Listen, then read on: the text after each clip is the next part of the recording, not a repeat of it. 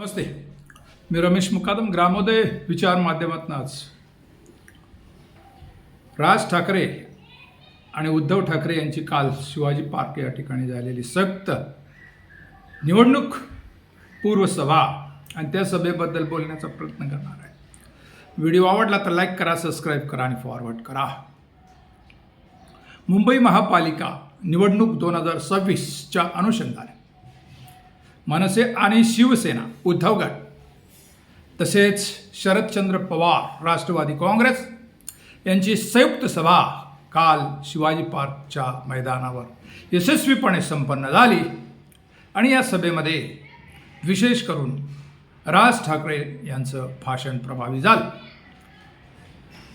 राज ठाकरे 20 ते 25 मिनिटं बोलले, परंतु त्याने आपल्या भाषणाची सुरुवात मुंबईचं अडाणीकरण कशा प्रकारे चाललेलं आहे, मुंबईच्या प्राईम लोकेशनच्या जागा अडाणी समूहाला कशा प्रकारे दिल्या जातात, तसेच 2014 ते 2025 पर्यंत 11 वर्षामध्ये अडाणीची प्रगती संपूर्ण देशामध्ये कशा प्रकारे झाली याचं व्हिडिओद्वारे एक 4 ते 5 मिनिटाच्या फोटो सेशनमध्ये त्याने दाखवून दिलेला आहे.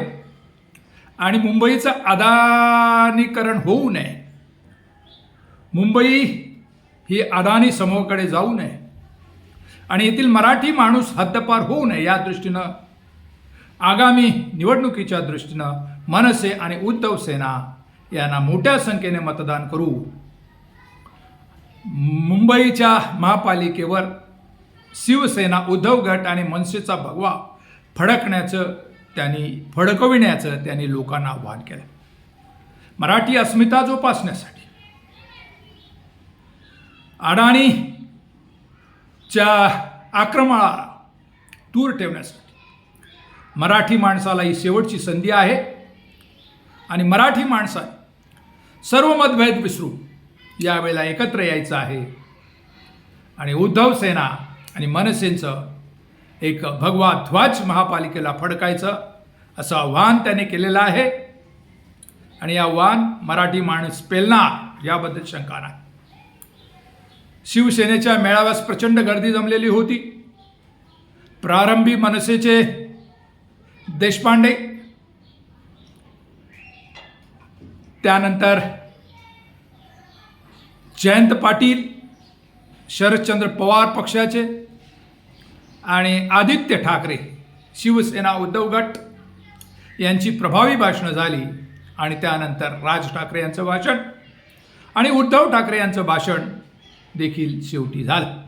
उद्धव ठाकरे यांनी 92,000 कोटी ज्या महापालिका मुंबईकडे आहेत आणि गेल्या 25 वर्षामध्ये आम्ही करून दाखवलं असं त्यांनी सांगितलं.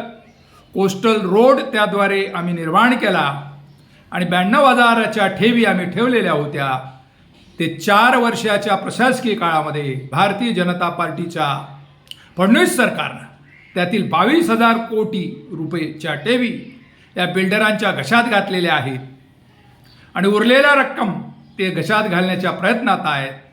या सर्व गोष्टीचा विचार करून आगामी 2026च्या निवडणुकीमध्ये उद्धव सेना व मनसे सेना आणि शरदचंद्र पवार यांची राष्ट्रवादी जी एकत्र निवडणूक लढवते याला बहुमताने विजयी करा असं त्यांनी केलेलं आव्हान. प्रचंड गर्दीमध्ये ही सभा संपन्न झाली आणि राज आणि उद्धव ठाकरे यांचं आव्हान आता जनता पेलवेल का, मराठी अस्मितेसाठी लोक एकत्र येतील का हे दिसून येणार आहे. या संदर्भात आपलं म्हणणं काय, कमेंट्स करा आणि माझा व्हिडिओ आवडला तर लाईक करा, सबस्क्राईब करा आणि फॉरवर्ड करा. जय हिंद, जय महाराष्ट्र, जय भारत.